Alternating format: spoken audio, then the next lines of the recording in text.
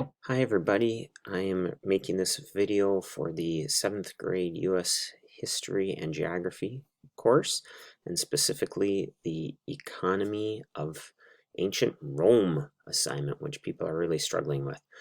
So I want to first look at the graphic organizer part. This is your student guide. So it says graphic organizer, and you need to fill in sources that you used here and then fill in these things, and that's all this video is going to be on because it's going to take a little while. Okay, so first of all, for sources, they have these here that they suggest that you use. Encyclopedia Britannica, blah blah blah. These are great courses. Actually, be good to write these down and have them handy for other assignments they might help you with. And so anyway,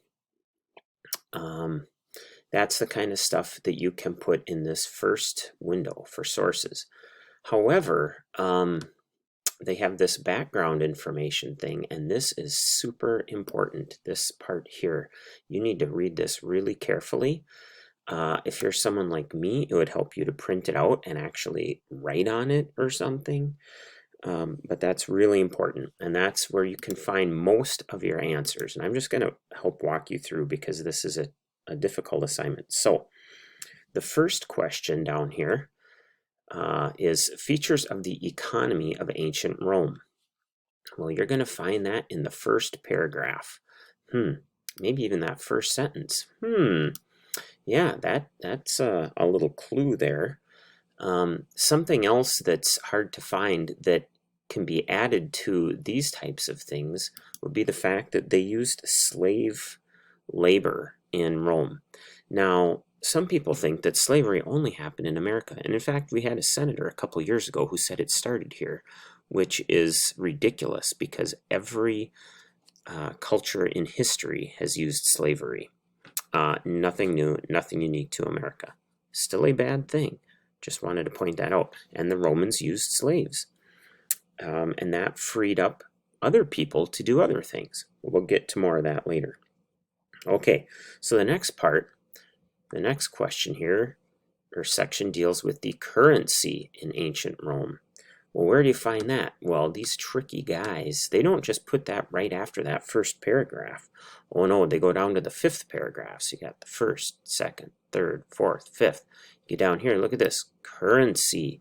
And they talk about some of the things they did, how they made uniform money or a common currency. And what that means is that the Roman coins were good throughout the entire empire. It's like the United States. I gave this example to one student. When we started out, every state had their own money. You talk about confusing. If you're from New York and you go to Virginia, you have to use different money, or then you go to South Carolina and different money again. That's confusing. And so rather than have somebody say, Republic credits are no good out here, then you just have common currency and it works for everyone. And a good deal. Anyway, other answers are in that paragraph for that question. Moving on, exports. So what about the exports? Well, now we're going to go back up to the third paragraph. And this talks about, oh, look at that. Exports. Talks about leading exports. How interesting. And it talks about some other things up here.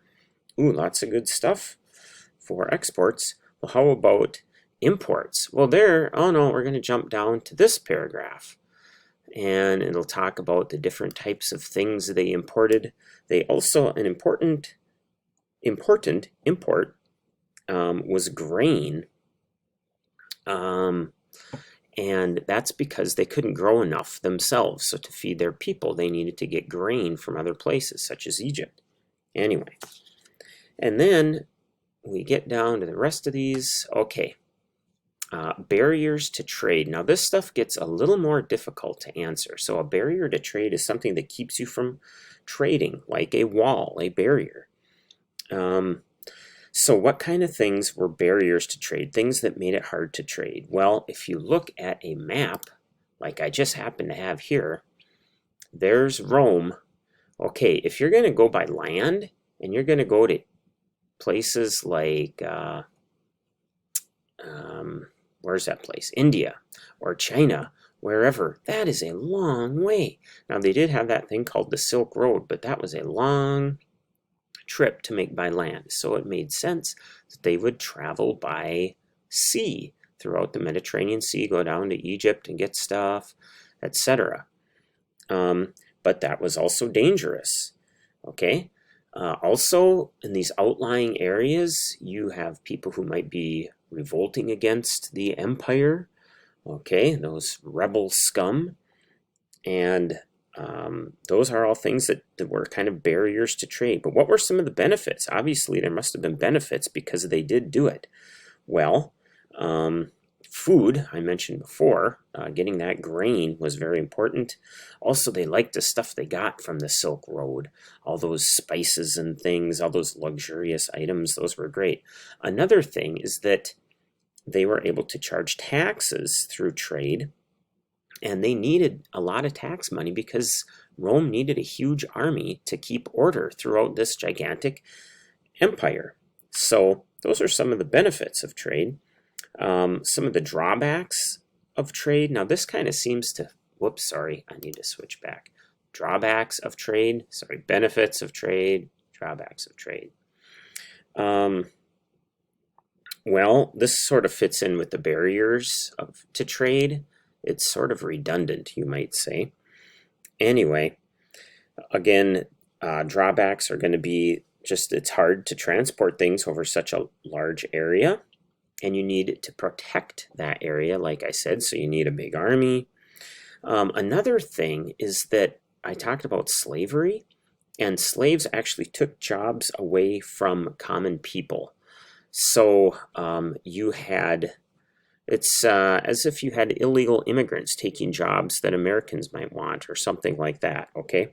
It's this idea that, okay, the slaves are doing these jobs, but now the regular Roman citizens can't find a job. So those were some of the drawbacks of trade. I hope this stuff makes sense. Let me know if you have questions. Thanks.